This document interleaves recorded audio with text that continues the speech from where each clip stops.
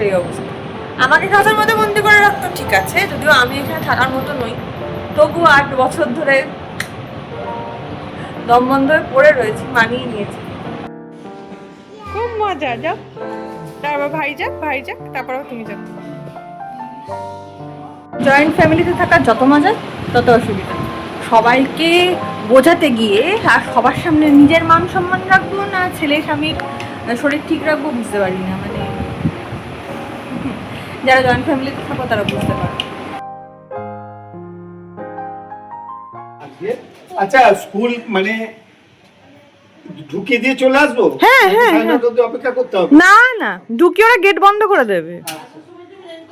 হ্যাঁ হ্যাঁ, ও তোমারটা হবে না তো। এসো, টাটা করে দাও, বাই বাই। ঠিক আছে ঠিক আছে ঠিক আছে,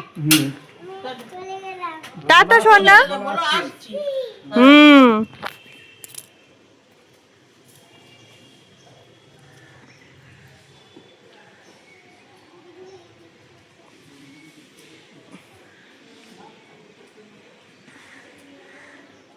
good morning everyone, welcome to right hi, welcome to new blog. আজকে প্রথম যেদিনকে আমি আদরকে স্কুলে দিতে যাইনি আর নিতেও যাবো না, মেজো কাকুকে দিয়ে পাঠিয়েছি। বুঝতেই পারছো শরীরটা একটু খারাপ ছিল, আজকে এখন অনেকটা ভালো যদিও, তবুও ভাবলাম যে একটা রেস্ট নিই, দেখা যাক কী হয়। তো মাকেও বললাম আজকে রান্নাবান্নাও আমি করবো না, তুমি যা পারো করো তাই খাবো। আর মানে পুরোপুরি রেস্ট যাকে বলে, আমার মনে হচ্ছে 1 বা 2 দিন দরকার সেটা, নইলে আমি আর চালাতে পারছি না। তো আদরকে পাঠালাম। ওকে আগে থেকে বুঝিয়ে রাখলে একটা সুবিধা কি, ও বোঝে মায়ের কথা। কালকে আমি ওকে বুঝিয়ে রেখেছি যে একটা দিন মাকে একটুখানি রেস্ট দেবে শোনা। ও মানে এত সুন্দর, ঠিক আছে মা তুমি রেস্ট নাও, আমি মেজদার সাথে চলে যাবো। ও মেজো কাউকে মেজদা বলে। যাই হোক, তো সুন্দর চলে গেল ওর সাথে, মেজো কাকুর সাথে। চলে আসবে সেটা স্বাভাবিক, আমি সবই গুছিয়ে সব রেডি করে ওকে পাঠিয়েছি, কিন্তু বুঝতেই পারছি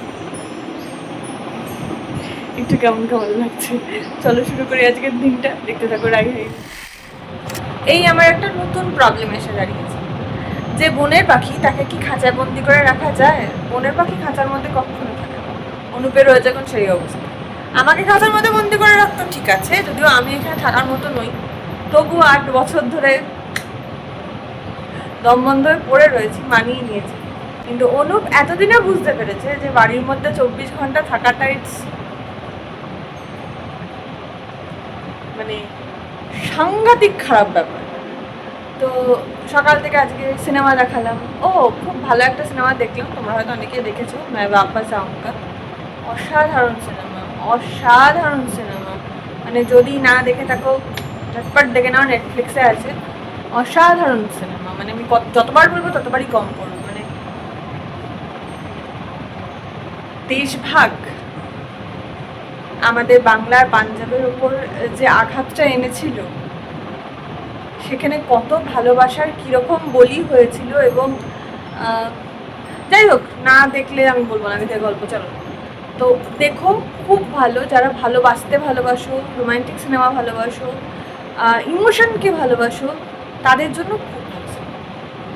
যুদ্ধ খামারি কিন্তু খুব একটা বেশি কিছু নেই, যেটুকু না দেখালেই নয় সেটুকু আছে। কয়েকটা ব্রুটাল পার্ট আছে আমার ভালো লাগেনি দেখতে, কিন্তু দ্যাটস ফ্যাক্ট, ওটা হয়েছিল তো সেটাই দেখানো হয়েছে, ঠিক আছে। আর এখন যে কারণে আমি সাজুগুজু করে বসে আছি, ও বাড়িতে একটা জিনিস দেখাই যাওয়া তারা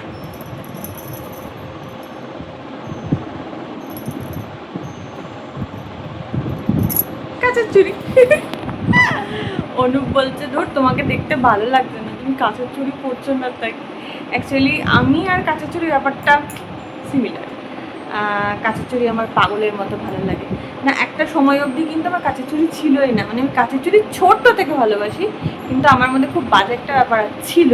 সেটা হচ্ছে আমি কোনোদিন কারোর কাছে কোনো কিছু আবদার করতাম না। মানে কাঁচের চুড়ি আমার লাগবে, এটা আমি আমার মাকেও কোনোদিন বলি, যা কিনে দিত মা আমি সেটাই নিতাম, আমার সেটাই ভালো লাগতো, আমি সেটাই পরতাম। প্রথম জীবনে আবদার শুরু করি বোধহয় অনুপের কাছ থেকে। এখন আমার ঘর ভর্তি কাচের চুড়ি। কিন্তু কী হয় বলো তো, সবসময় তো পরা হয়ে ওঠে না, চাপে পড়ে যেটা হয়, কিন্তু পড়তে আমার ভীষণ ভালো লাগে। অনু বাদি বলতে কাঁচাচুরি পরো, ভালো লাগছে না, কাঁচাচুরি পরো, সাজুগুজু করো, চলো কোথাও একটা ঘুরে আসি। আর এই অবস্থা ওকে নিয়ে তো বেশি দূর যাওয়া যাবে না, ওই আশপাশে দেখি কোথায় যাওয়া যায়। সত্যি কথা বলতে রানাঘাট এমন একটা শহর, এখানে কোথাও গিয়ে বসে একটু গল্প করা এই ব্যাপারটা খুব একটা জায়গা নেই আর কি আমাদের রানাঘাটে। আমি সেরকমভাবে কোনোদিন পাইনি। দেখি আশপাশে যদি কোথাও মন্দির টন্দির থাকে ওখানে গিয়ে না হয় একটু গিয়ে বসবো, মানে ওর মনটা ভালো করাটা দরকার। আর যেটা আমাদের সন্দীপ কাকু, আমাদের হাউস ফিজিশিয়ান সন্দীপ কাকু, সন্দীপ ভট্টাচার্য কাকু, বারবার কালকে আমাকে পরশু দিনকে ডাক্তারের কাছে গিয়েছিলাম, আমার জন্যই গিয়েছিলাম, কিন্তু ওর ব্যাপারটা কাকু প্রথম থেকে আগাগোড়া থেকে জানে। তো বললো এখন কিন্তু ওর দেহের অসুখ সেরে গেছে, মনের অসুখ সারতে সময় লাগবে। আর এই ট্রমাটা না ওকে ভীষণভাবে মানে আঘাত করছে, ওটা কাটিয়ে উঠতে পারছে না। সবাই আসছে, সবাই সে একই কথা বলছে, বুঝতেই পারছো তো। ও ওইটা থেকে বেরোতে চাইছে, আমি বুঝতে পারছি, কিন্তু আমি কী করে বের করবো সেটাও বুঝতে পারছি না। যার জন্য এই সিনেমা দেখানো, পরপর দুটো সিনেমা দেখলাম, ও মাঝখানে নিজে একটা দেখেছে। যাই হোক, তো সিনেমা দেখা চলছে, গল্পের বই পড়ার মতো ধৈর্য এখন আপাতত ওর নেই, যেটা আমার এখনও আছে, কিন্তু আমিও পারছি না, সময় দিয়ে উঠতে পারছি না। যার জন্য দেখলে আজকে আদরকে আমি নিতেও যেতে পারিনি, মেজো কাকুই এনে দিয়েছে। মানে আজকে স্কুলিংটা পুরোটাই ওর মেজো কাকুর কাছে হয়ে গেছে, মানে এসছে। তো দেখি অনুপকে নিয়ে আর আদরকে নিয়ে একটু বেরোই, চলো দেখি কোথায় যায় ছেলেটা, নিয়ে যাওয়া যায় কোথায়, চলো। খুব মজা, যাও, তারপর ভাই যাক, তারপর তুমি যাও।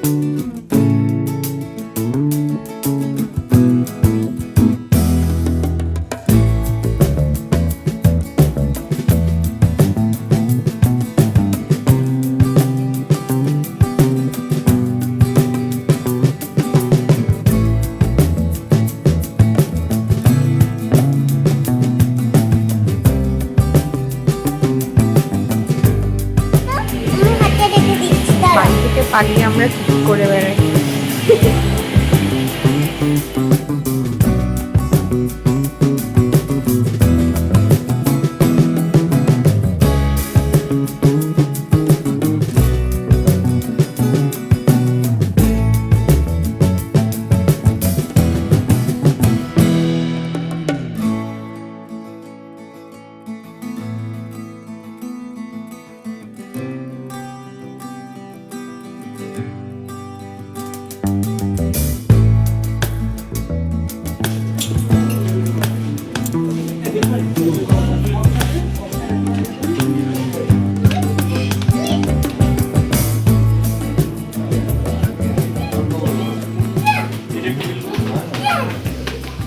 জয়েন্ট ফ্যামিলিতে থাকার যত মজা তত অসুবিধা।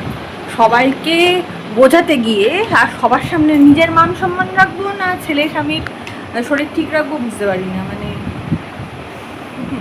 যারা জয়েন্ট ফ্যামিলিতে থাকো তারা বুঝতে পারো।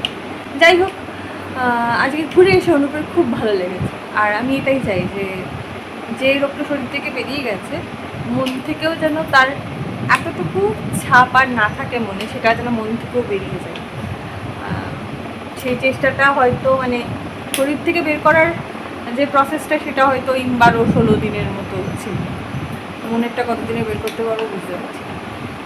এটা আমার কাছে একটা নতুন চ্যালেঞ্জ। ঠিক আছে, চ্যালেঞ্জ নেওয়াটা এখন আমার একটা নেশার মতো হয়ে গেছে।